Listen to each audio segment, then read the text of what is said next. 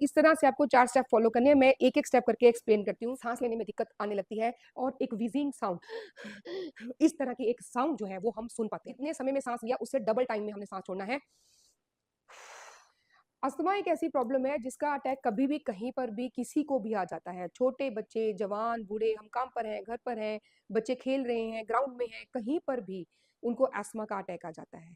और उस समय ये भी इम्पोर्टेंट नहीं है कि हमारे आस-पास कौन है, कोई हमारी हेल्प कर पा रहा है कि नहीं कर पा रहा। तो उस कई बार ऐसी सिचुएशन क्रिएट होती है कि हम हैं और हमारा अस्थमा का अटैक है और उस समय सिचुएशन को हैंडल करने का सारा ओनर, सारी ज़िम्मेवारी भी हमारी अपनी होती है। तो ऐसी सिचुएशंस में हम क्या कर सकते हैं? लेकिन इसके पहले हम ये समझते हैं कि अस्थमा होता क्यों है और इसको ठीक करने के लिए ढेरों चीज़ें लोग करते हैं। कोई रोज़ पफ लेते हैं, ढेरों दवाइयाँ खाते हैं, इंजेक्शंस लगते हैं, स्टेरॉइड्स पे रहते हैं लोग, लेकिन इवेंचुअली होता कुछ नहीं। हमें इसके साथ ही जीना पड़ता है और धीरे-धीरे करके हमारी इम्यूनिटी जो है वो और लो होती जाती है। तो आज हम सीखेंगे कुछ ऐसी टेक्निक्स जो कि अमेरिकन लंग एसोसिएशन जो है, वो बच्चों को वहाँ छोटे बच्चों को स्कूल में सिखाया जाता है, उनको डेली ट्रेन किया जाता है। तो 5 मिनट की ऐसी ट्रेनिंग जो डेली अगर हम करें, तो हम अपने अस्थमा के अटैक को कंट्रोल करना सीख जाएँगे, इमीडिएटली क्या करना है। लेकिन ये हम कर तभी सकते हैं जब हमने इसकी पहले प्रैक्टिस की हुई होगी। तो चलिए देखते हैं कि आखिर ऐसी क्या टेक्निक है जो अमेरिकन लंग एसोसिएशन वहाँ के स्कूली बच्चों को भी सिखाती है। अगर हमें सिम्पटम्स लगते हैं, ज़्यादातर क्या होता है कि कुछ भी एटमॉस्फेयर में कोई एलर्जन है या फूड में कोई ऐसी एलर्जी आ गई जैसे कि ज़्यादातर जो है एक टर्म है रेस्टोरेंट अस्थमा। यानी कि रेस्टोरेंट्स में गए, वहाँ पे कोई ऐसा फूड खाया जिसमें कि कोई प्रिजर्वेटिव थे या कोई ऐसे एलर्जन थे, कोई उसमें ऐसे टेस्ट एनहांसर्स थे जो कि एलर्जी का काम करते हैं, इरिटेट करते हैं हमारे इम्यून सिस्टम को। क्योंकि इसका एक रीज़न और भी है, वो है हमारा लंग और हमारे गट का जो एक एक्सिस है। ये गट लंग एक्सिस बिल्कुल गट ब्रेन एक्सिस की तरह ही बहुत स्ट्रांगली जो है ये काम करता है। तो जैसे ही गट में कोई भी डिस्टरबेंस आता है, जैसे ही गट में माइक्रोबायोम अफेक्ट होता है या कोई ऐसा फूड हम खाते हैं जो एलर्जी क्रिएट करता है, तो वो तुरंत से हमारे लंग्स पे अफेक्ट करता है और होता क्या है, जो हमारे ब्रोंक्यूल्स हैं या जो हमारी सांस लेने के बलून्स हैं या सांस लेने की जो पाइप्स हैं जिनके साथ आगे बलून जैसे स्ट्रक्चर जुड़े होते हैं, वो छोटे हो जाते हैं, कंस्ट्रिक्ट हो जाते हैं। उस वजह से सांस लेने में दिक्कत आने लगती है और एक व्हीजिंग साउंड इस तरह की एक साउंड जो है वो हम सुन पाते हैं। तो अस्थमा का अटैक इस तरह से शुरू होता है। तो जिन लोगों को अस्थमा है या सीओपीडी है, पोस्ट कोविड सीओपीडी बहुत सारे लोगों को आजकल हो रखी है। तो उन लोगों को कुछ पहले सिम्पटम्स, पहले साइंस, सिग्नल्स जिसको हम कहते हैं वो आने शुरू हो जाते हैं अटैक से पहले। तो उस सिचुएशन में हमें क्या करना है और जिस चीज़ की हमें पहले प्रैक्टिस करनी है। तो अमेरिका में बच्चों को ये सिखाया जाता है कि जैसे ही आपको ये लगे कि अस्थमा का अटैक आने वाला है या कुछ ऐसी चीज़ है जो इरिटेट कर रही है लंग्स को, तो तुरंत से पहले तो सीधे खड़े हो जाए। सीधे खड़े होके हमने पहला स्टेप है सीधे खड़े होना। दूसरा स्टेप है अपनी जो चिन है उसको ऊपर की तरफ को पॉइंट कर देना। तीसरा स्टेप है अपने दाँतों को ज़ोर से भींच लेना। चौथा स्टेप है अपनी मुट्ठियों को ज़ोर से बंद कर लेना। हाथों को बिल्कुल सीधा कर लेना है, कोहनियाँ बिल्कुल सीधी रहनी चाहिए, लॉक कर लेनी है कोहनियाँ। अपने शरीर का हर मसल टाइटन कर लेना है, घुटने लॉक होने चाहिए, हमारे पैर, हमारे जो काफ मसल्स हैं, तो पूरा शरीर इस तरह से करके हमने लॉक करके रखना है। पूरा शरीर हमारा इस तरह से करके लॉक करके रखना है। ये ऊपर की तरफ को रहेगा चिन, दाँत भींचे हुए रहेंगे, मुठ्ठियाँ भींची हुई रहेंगी, जो हमारी एल्बोज़ है, ये लॉक्ड रहेंगे बिल्कुल, पूरी बॉडी एकदम बिल्कुल जैसे रॉ नूडल होता है, यानी कि जो कच्चा नूडल होता है, जो पक्का नहीं होता, जिस तरह से वो सीधा होता है, बिल्कुल उसी तरह से हमने बिल्कुल सीधा होना है। 3 सेकंड तक ऐसे रहना है, 3 सेकंड तक। और 3 सेकंड के बाद तुरंत ही हमें क्या करना है, तुरंत ही बैठ जाना है किसी कुर्सी पर और एकदम से गीले नूडल की तरह बन जाना है। जो पका हुआ, जो उबला हुआ नूडल होता है, तो वो बिल्कुल ढीला होता है, तो उसको जैसे छोड़ेंगे वैसे ही। बिल्कुल अपने बॉडी को आप ढीला छोड़ दीजिए, बिल्कुल ढीला छोड़ दीजिए। अगर आप ऑफिस में है, कहीं है, कुर्सी है तो ठीक है, नहीं तो जमीन पर लेट जाना है बिल्कुल ढीली बॉडी छोड़ के, बिल्कुल इस तरह से। और सांस ऐसे लेना है बिल्कुल रिलैक्स करके, अपना कोई बॉडी का अंग हमें हिलाना नहीं है और इस तरह से हमें ब्रीथ करना है जैसे हम बहुत गहरी नींद में सो रहे हैं। तो ये एक टेक्निक है जिसकी प्रैक्टिस अमेरिकन लंग एसोसिएशन बच्चों को करवाती है रोज 5 मिनट। अगर हम ये प्रैक्टिस डेली 5 मिनट्स करते हैं तो हम अपने अस्थमा के जो सिग्नल है उस अटैक आने के पहले से सिग्नल है, उसको हम पहले ही जज करके और हम अपने अटैक को कंट्रोल कर सकते हैं। तो ये प्रैक्टिस आज से ही शुरू कर दीजिए अगर आपको एस्मा है या फिर आपको जो है सीओपीडी है। अब पोस्ट कोविड सीओपीडी का भी एक अपने लंग्स को ट्रेन करने का भी एक प्रोटोकॉल है। आइए अब उसके बारे में बात करते हैं। तो वो एक 3 स्टेप प्रोटोकॉल है अगर आपको पोस्ट कोविड सीओपीडी है। उसमें भी कुछ ब्रीदिंग टेक्निक्स है, बड़ी आसान है, मैं वो बताती हूँ आपको फिर से खड़े होके। सबसे पहली टेक्निक ये है कि पूरी चेस्ट को फैला के अपने हाथों को साइड पे ले जाइए और नाक से सांस अंदर खींचना है, पूरा पेट भर के ऐसे सांस लीजिए और थोड़ी देर रुकिए वहीं पर और फिर मुंह से सांस छोड़ते हुए हमने अपने हाथों को चेस्ट के आगे इस तरह से ले आना है।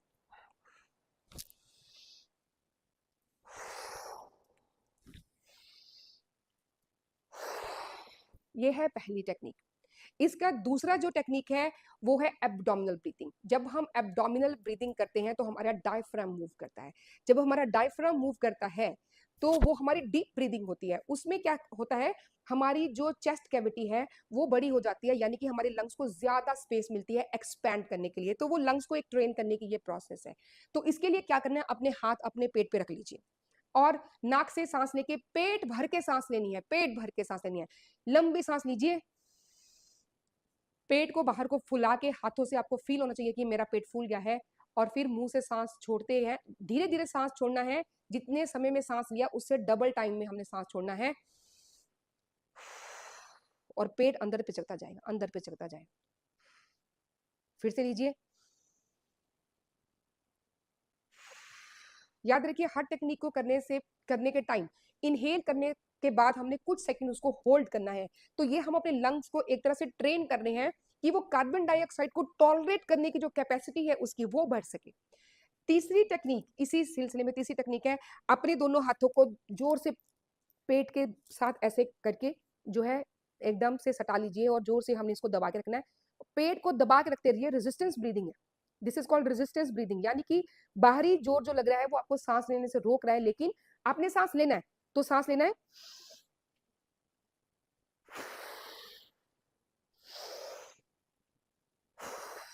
ये 3 जो सिंपल स्टेप्स है। पहला, दूसरा डायफ्राम ब्रीदिंग, तीसरा ये जो हमारी आर्म्स है ये क्लिंच रहेंगी हमारे एब्डोमेन के पास और हमें प्रेशर रेजिस्टेंस ब्रीदिंग करना है। ये जो 3 स्टेप्स हैं इनको करते करते हम अपने लंग्स की कैपेसिटी को बढ़ाते हैं। आपको याद होगा पहले बच्चों को बलून दिए जाते थे फुलाने के लिए, गुब्बारे दिए जाते थे। बच्चे मुंह से उसको जब फुलाते थे तो पूरा लंग्स का जोर लगता था, उनके पूरे एब्डोमेन का जोर लगता था।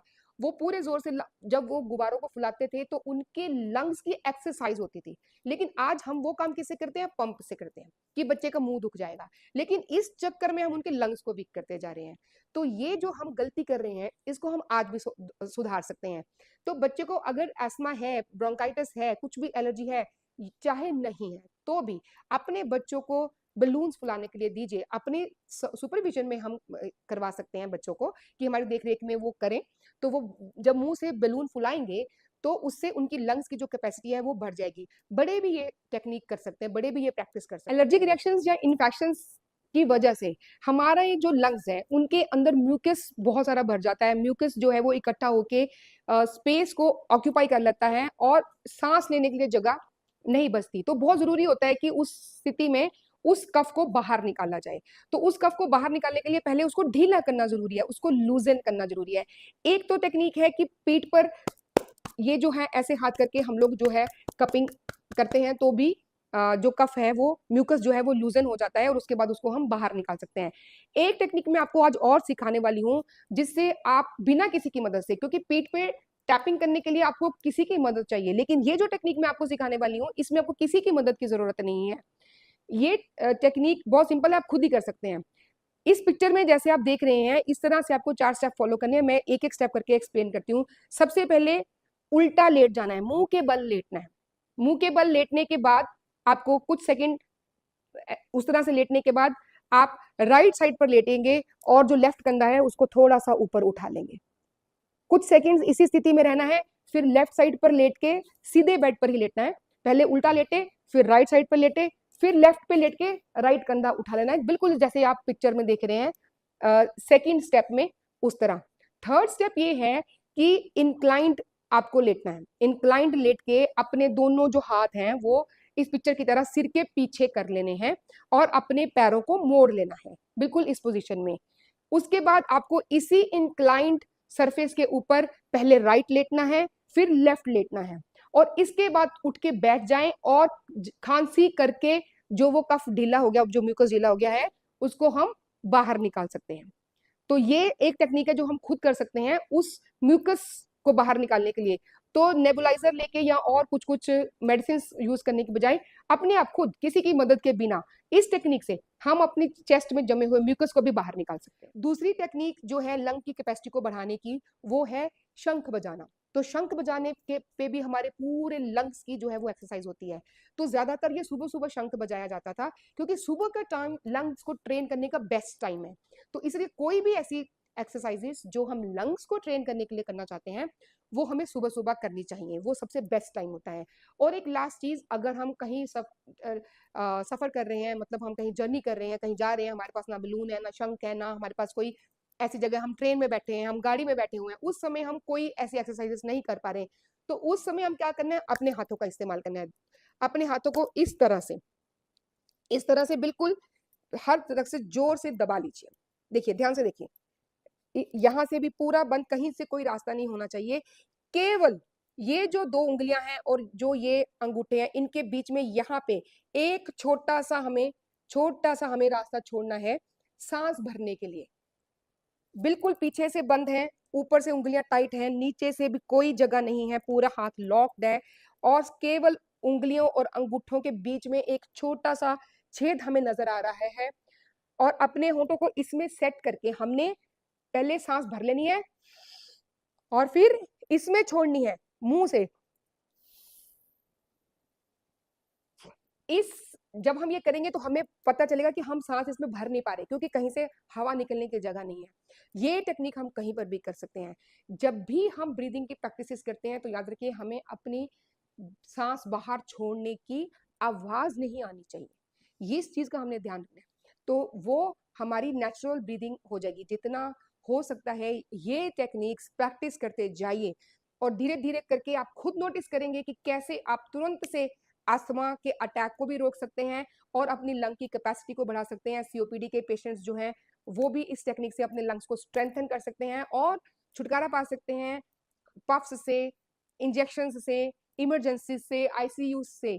तो ये सिंपल टेक्निक्स जो हैं, इनको अपने जीवन का हिस्सा बनाएं, और अस्थमा, सीओपीडी और ऐसी जो ब्रीदिंग इमरजेंसीज हैं, उनसे आप अपनी रक्षा कर सकते हैं। Thank you.